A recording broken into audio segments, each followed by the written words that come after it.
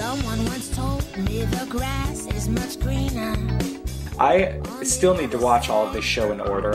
There is a mixture of sadness, but at the same time there's a mixture of a little bit of humor, which you can definitely expect in this series. Every character has multiple dimensions, really. Obviously it's a scripted show, but they don't feel scripted. They feel real. They feel genuine. If kids find value in things, I think there is value in them, because it is art in its own way, and it is very important. Whatever it is, just own it, love what you do and do what you love. If it's cool to you, then, who cares about what the others say? Someone once told me the grass is much greener on the other side.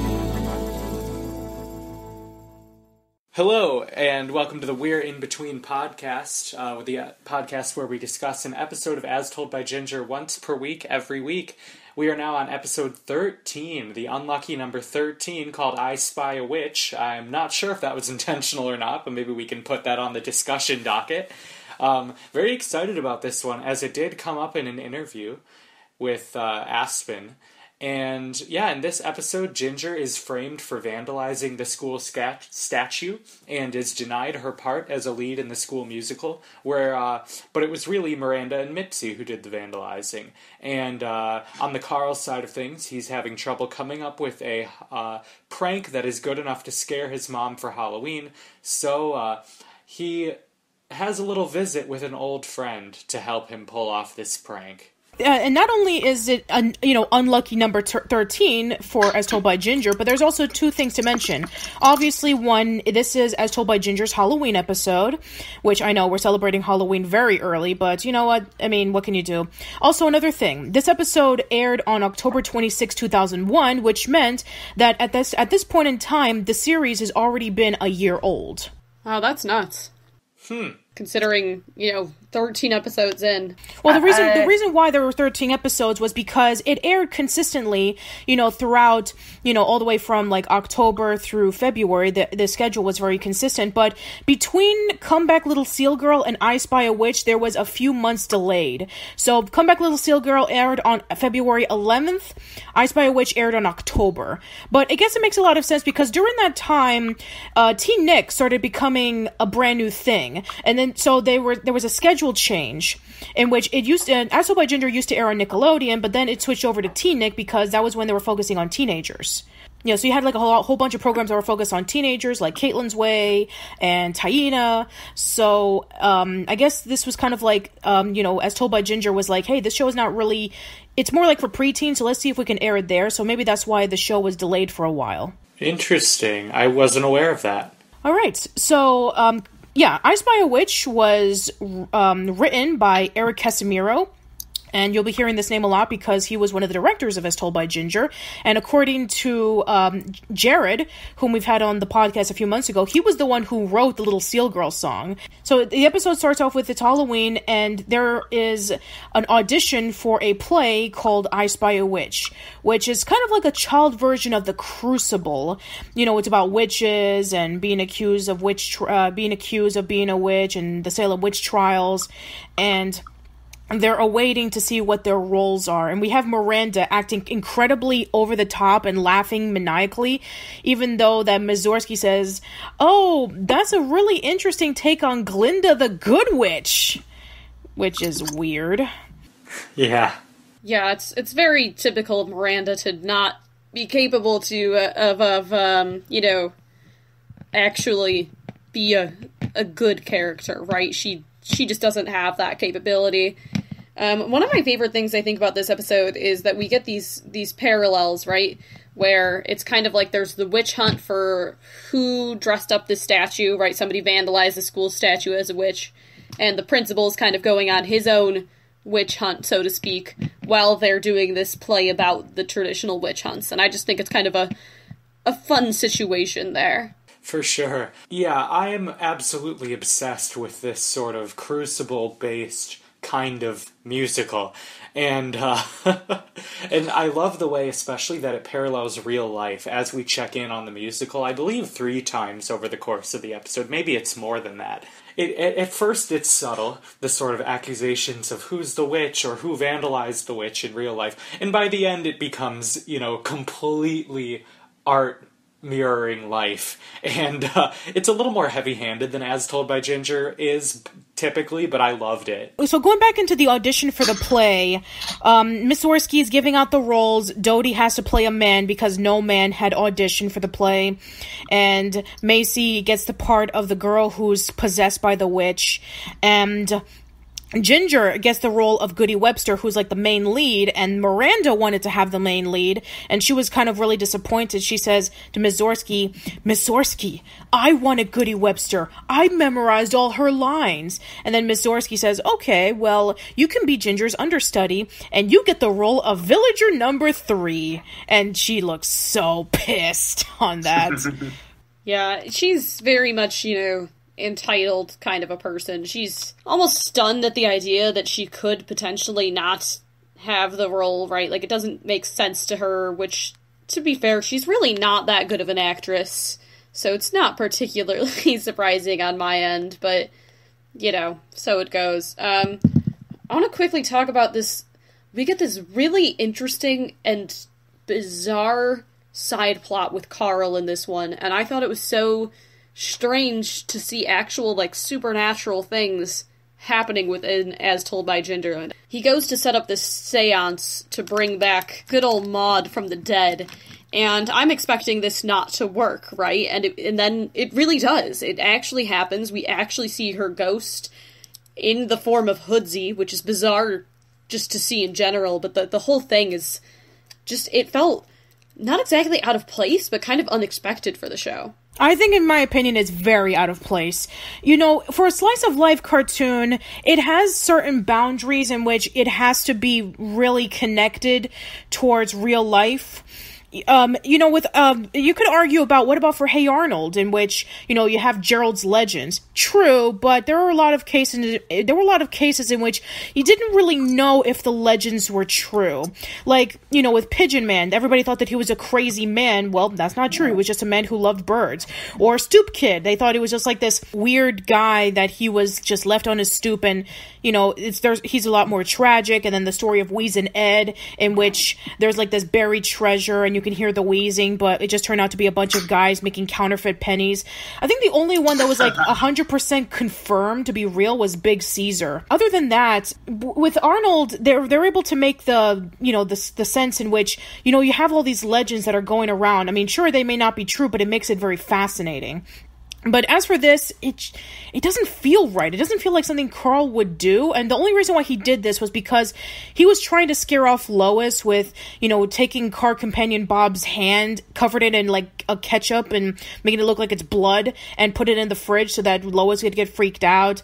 And then there was another one in which he takes the calf's liver and puts it inside him, making it look like Hoodsy cut him open, and he's, plays dead, and Hoodsy carries a hoe, making it covered in blood, saying I didn't mean to do it, Mrs. Fowley. It was out of my hand. And Lois does not miss a beat. She knows that they're not really doing that. She's not even scared even once.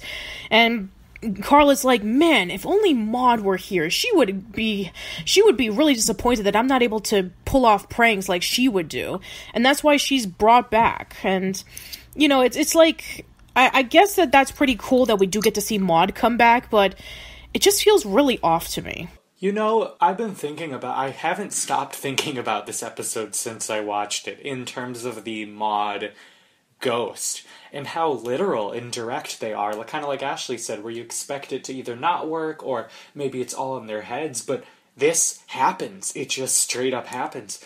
I kind of loved it, just because I love that sort of, magical realism sort of world, which is part of why I love Hey Arnold, because even though you're right, Patricia, only one of them is confirmed, I think the Hey Arnold universe is very magical in some ways, probably because we're seeing the show from a child's perspective, and there's an inherent sort of wonder in the way that they see the world. But in As Told by Ginger, middle schoolers start to get a little more cynical, so to see something this otherworldly happen, I don't know, I think it was a bold choice. I'm glad they did it, but I I don't know if it was right in the tone of the show, but I'm still glad that it happened. Am I making any sense? I had a lot of feelings about this. Sure, it's fine. Yeah, it's definitely one of the harder things to wrap your head around, I think. It's definitely unexpected, and I do love, though, that we do get to see Maude again and all of her craziness.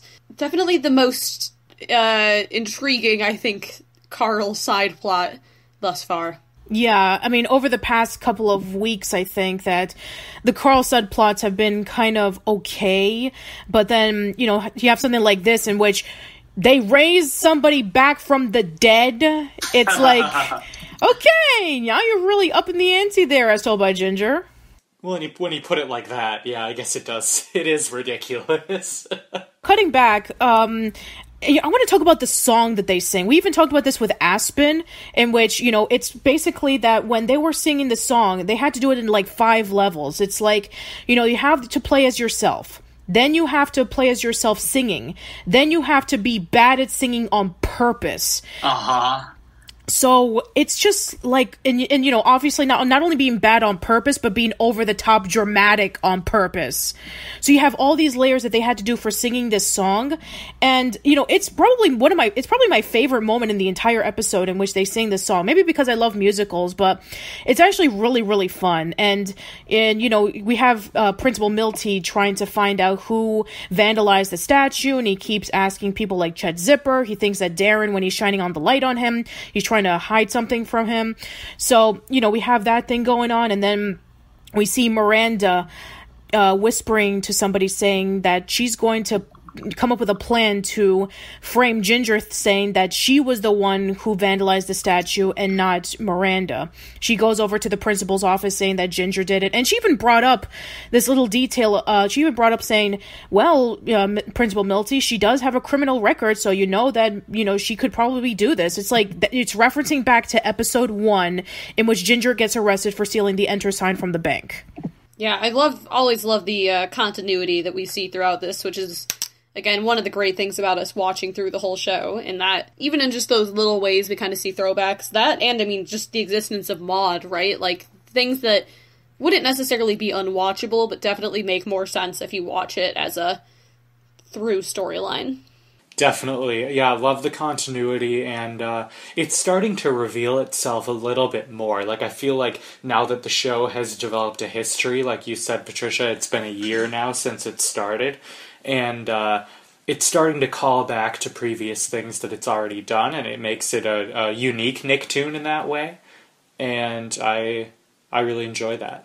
So we cut into the girls doing their rehearsal, and Principal Milty and Ms. Zorsky approach the girls saying, girls, we have to accuse you for something. And at first they thought it was the play, and then they start singing, and then Ms. Zorsky stops them and is like, no, we're being serious. One of you is accused for vandalizing the statue, and they're shocked.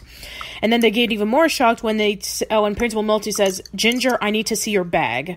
And you know, earlier in the scene, Miranda put the makeup and the paint and all that stuff into her book bag. And then when Principal Milty asks Ginger to bring her bag, and then she reveals the stuff that's inside it, we see the paint and you know, all that stuff, and Ginger's shocked by it, and he suspends her and is no longer going to be in the play.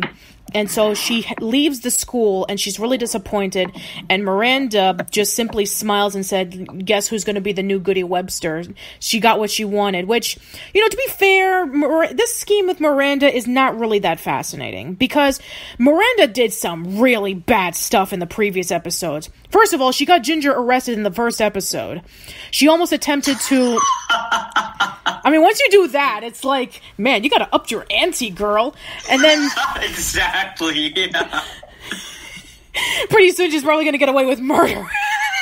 Right, but then, you're right, she does these sort of half-baked, like, petty middle school things, and it's like, you already got her, like, you act like this is all so evil, and it's just, like, mildly annoying and conniving. Yeah, exactly. I mean, with episode 4, you know, you were attempting on trying to make her wet the bed. Then with, you know, episode 8, you threatened blackmail of saying that if you don't stay away from Courtney, I'm going to reveal that you shaved your legs. But, you know, that stuff I can kind of debate that, you know, she was trying to embarrass other people, you know, making Ginger look like a fool, which, okay, I can get that, you know, because, you know, Ginger is starting to become friends with Courtney and the other popular girls are starting to get to know her. So you're ruining reputation. Okay, I get that.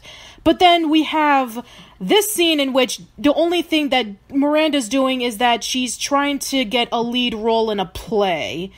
Okay, you're going to do that? I mean, I just don't find it that strong. And trust me, this is not the worst that Miranda will do. Later on in the series, it gets much worse. So, looking at this perspective in seeing that Miranda is trying all her damnedest to say, okay, I'm gonna, you know, get Ginger suspended so I can have the lead role, it's like, For sure. And as, you know, someone in the theater myself, I can certainly remember those times where all you wanted was, you know, the part. And I think all of us have some theater experience, right? All three of us? Yes. I actually, you know, starting off as a child, I used to do a lot of, like, performing arts in my church. In middle school, I wrote and directed plays. In high school, I performed. So, yeah, throughout my middle and high school years, I was in theater. Cool. Yeah, and Ashley and I both did theater together in high school. Yeah. Significant interaction in 12th Night, which is kind of funny to think back on. Yeah, that was ages ago, man. Oh, no way! I was in the 12th Night. Oh, hey!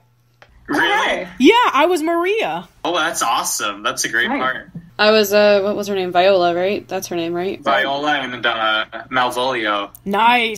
Yeah, we had some interactions there. Yeah, and you too, Casey. You were in a show with my brother too, which is weird to think about. That's right. My freshman year, I was in a show with the J-Wits several years before that whole thing.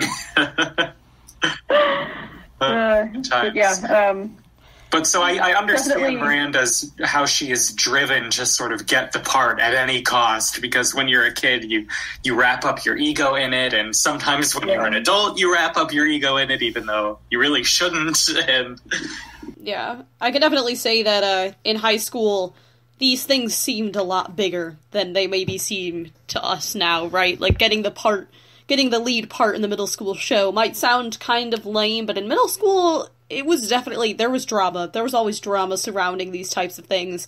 Somebody was always super upset. People got pretty invested. So, yeah, definitely not the most maniacal thing she does by any means, but the attitude of it does make sense. Yeah. Let's talk about the costumes that Carl and Hoodsey wear.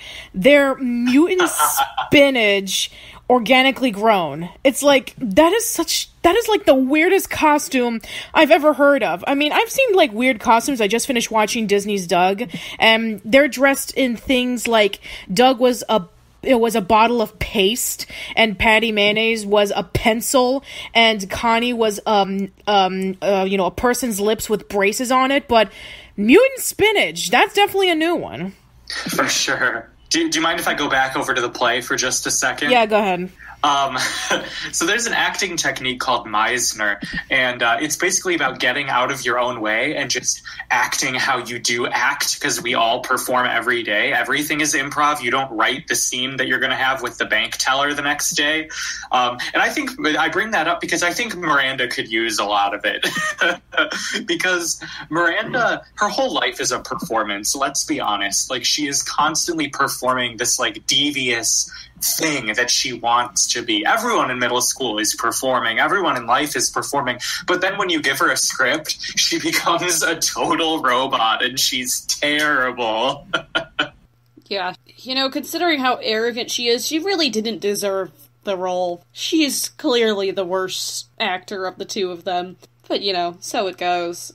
Yeah, then we end up, I think it's Maud, right? Gives the picture over or something. I feel like Maud's involved somehow and is like, get this to Ginger. Yeah, cutting back into a little bit. So Carl and Hoodsey do the seance, and he drops off all the stuff that Maud used to own, including the gallstone. And Maude is not responding, and so they decide, okay, we're gonna need some fresh meat, and so they kidnap Blake, and so they bring him over so that Maude can take over Blake's body, but he ends up taking over Hoodsy's body, and Maude just comes by, and Maude is the one who approaches Blake, and he steals the picture of Miranda vandalizing the statue that he received from Courtney's email. Because Courtney is in France. This is why we're not talking about Courtney in this episode. Yeah, they introduce that very kind of heavy-handedly too, where or no, do they talk about it the next episode? There's one episode where Ginger says, "Oh, Courtney in France." She says it pretty much directly to the audience, like Courtney is back from France or something like that. Yeah, when it's in the first scene, right after Miranda and Mipsy vandalize the statue, that when they see the statue the next morning, and then Ginger, Dodie, and Macy are seeing it, and then Ginger says, "It's too bad that Courtney can't see this. She's in France right now." So that's where we learned about that Courtney's in France with her mom. Yeah, not the most subtle, knowledge drop there, but, it works. It's all good. Carl and Maude come up with the idea of the fact that she can scare off Lois. So she gets out of Hoodsy's body when Hoodsy walks over to a rake, similar to Sideshow Bob from the Simpsons episode, and then Maude, goes over to the door and she says, "Trick or treat!" And Lois is frightened. And then she approaches her saying, "Don't worry, it wasn't your mushroom caps that killed me. I think it was the rash." And so then she gives the picture of Miranda vandalizing the statue to Lois. She takes that weird little stick thingy, and then she just walks away, and then Carl says goodbye to Maude, and then Maude goes away. And unfortunately, Casey and Ashley, this is the last time that we'll be seeing Maude in the series. She never comes back after this. That is sad to hear. I do remember Casey, I think, said something like, "Oh, does she come back to life?" And I remember you, Patricia, being like, "Well, we'll just have to see." And I thought you were messing with us. I thought you were just being ridiculous. Yeah, well, see, I was totally joking, and then when you said that, I thought, okay, she wouldn't say that for no reason. So then I thought Maude must have somehow not really died, like it was someone else. I don't know. So I was excited to see her return somehow, and I guess we got that in this episode, but it was a little disappointing. Yeah, that's the sad thing, is that, you would have thought that maybe Carl and Maude would be doing something so cool, but no, it's just there to help out Ginger's side of the story, which is kind of sad. And then we never see Maude again. So then Ginger finds out that Miranda was the one who vandalized the statue, so she rides her bike all over to the school, and then she gets one of the villager costumes, and then she kind of does a lot of improv to try to convince Miranda to confess that she was the one who vandalized the statue. And then everybody gets involved. Dodie gets involved, Macy gets involved, and all the other students get involved, trying to say that, Miranda's the, Goody Webster's the witch. And then Miranda tries to do some improvising, saying, I am an innocent girl. And so then they started singing the song, and then finally Miranda confesses, saying, "Okay, I did it. I was the one who vandalized the statue." And then everybody starts applauding, thinking that this is part of the play, and then that's actually how the episode ends. Gotta love the old, think it's real life, but it really isn't. I think the producers takes that to its logical extreme. All right, well, let's move on to our yay, nay, or meh part of the episode. For me, this one's a pretty clear yay on my end. Yeah, I enjoyed both plots. I know, I think the Maude plot confused me a bit, but I was on board with it and excited about it, so it's a yay from me. I'm afraid that I'm going to have to give this one a meh, because I reviewed this Halloween special 2 years ago when I was doing As Told by Ginger Month, and compared to all the other Nickelodeon Halloween specials, and especially compared to what would happen later on in the series, it's just kind of a little underwhelming in my opinion. So yeah, I wasn't really too crazy about this one. Not as a Halloween special for Nickelodeon, and not as what would be shown later on in the series. Especially, I just felt that Ginger's side of the story, especially with, Miranda being, this was like Miranda's next big scheme to ruin Ginger's life. It was kind of underwhelming. And then Carl's side of the story was kind of disappointing, because you would think that maybe resurrecting Maude, they would do something really cool, but then it just turned out to be very beneficial for Ginger's plot. And then we never see Maude again, so yeah, I'm not really too crazy about this one. I think I'm gonna have to side with Casey on this one. And it might be partially because it's newer to us, right? And I think just I enjoyed the musical aspect of it and the parallels that we were talking about. Not my strongest yay by any means, but I think overall I definitely enjoyed myself. It's kind of weird in context with the rest of the show that does make me a little bit hesitant with that, but overall I'm going to go with yay still. Okay, fair enough.